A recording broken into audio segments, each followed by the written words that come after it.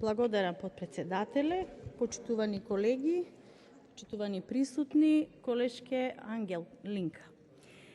Добро кажавте дека навистина во извештајот кој што се однесува за работата на Државната комисија за спречување на корупција во 2019 година, дека се нотирани голем број на забелешки, реално искажани, одредени пропусти кои што биле направени, нотирани, одредени девијантни појави, да кажам, во државата, која што илузија е да кажеме дека ги нема.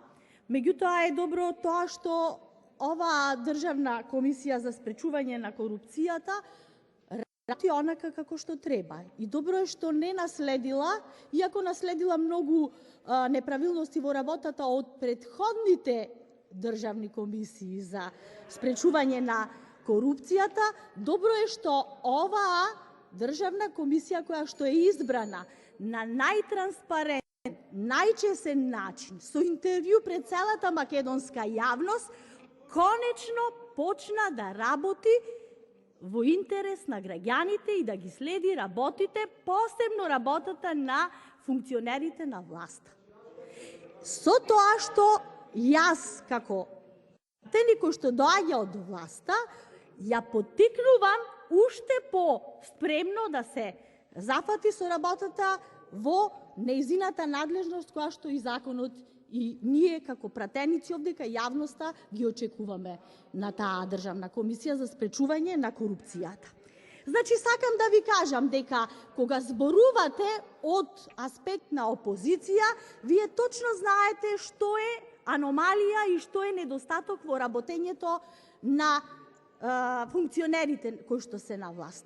Никако порано една друга државна комисија или председател Државна комисија за спречување на корупцијата не можеше да свати како новинарите и како граѓаните прашуваа колкав е имотот на тогашниот премиер Никола Груевски. И велеше, немојте тоа да го прашувате. Почитувана председателке, немојте тие работи, навистина нека бидат минато.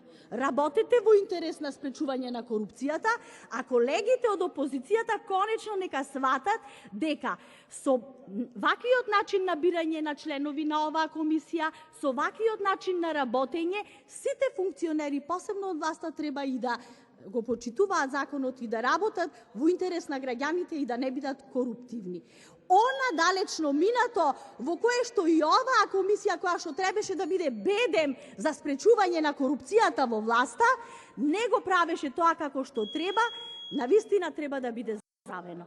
И очекувам дека во 2020 сега извештај што ќе го разгледуваме, ќе видиме уште поголеми опфати, например, на одредени коруптивни работи, ако постојат, а постојат, треба да кажеме, бидејќи во администрацијата најчесто во 11 години и се уште има и раководители, меѓутоа и пипци од претходниот систем, кој што никако не може да свати што значи тоа корупција и како да се спречува. Ви благодарам.